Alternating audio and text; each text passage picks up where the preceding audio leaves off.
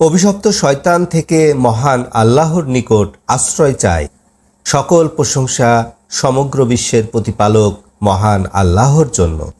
রাহমান ও রাহিম আল্লাহ তাআলার নামে সূরা লোকমান এর বাংলা সরল অনুবাদ শুরু করছি। আলিফ লাম মিম। এগুলি বিজ্ঞানময় কিতাবের আয়াত। সৎকর্ম পরায়ণদের জন্য উহা পথনির্দেশ এবং দয়া।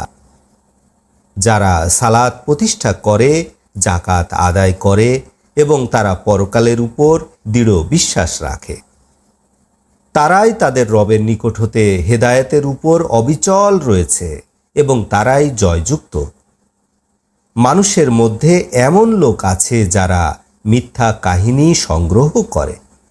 জ্ঞানহীনতার মতো উহা দ্বারা মানুষদেরকে আল্লাহর রাস্তা হতে বিপদগামী করার জন্য এবং আল্লাহর রাস্তাকে নিয়ে তারা উপহাস করে, তাদের জন্য রয়েছে অপমানজনক শাস্তি।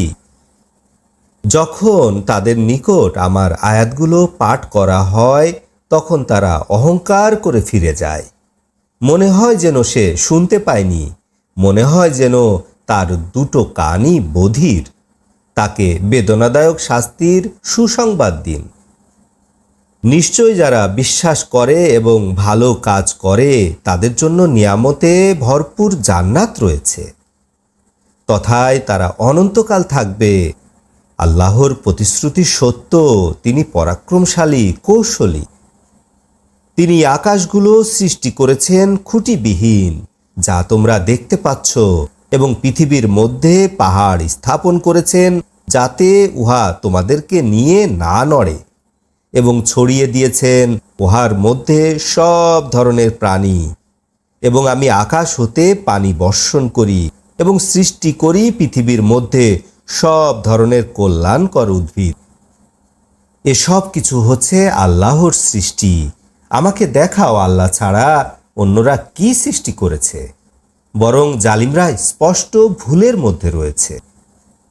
নিশ্চয় আমি লোকমানকে প্রজ্ঞাদান করেছিলাম এবং বলেছিলাম, তুমি আল্লাহর প্রতি কৃতজ্ঞতা জ্ঞাপন করো, এবং যে শকর করে সে তা নিজের জন্যই করে, এবং যে অকৃতজ্ঞ হয় নিশ্চয় আল্লাহ তাআলা অমুখাপেক্ষী প্রশংসিত।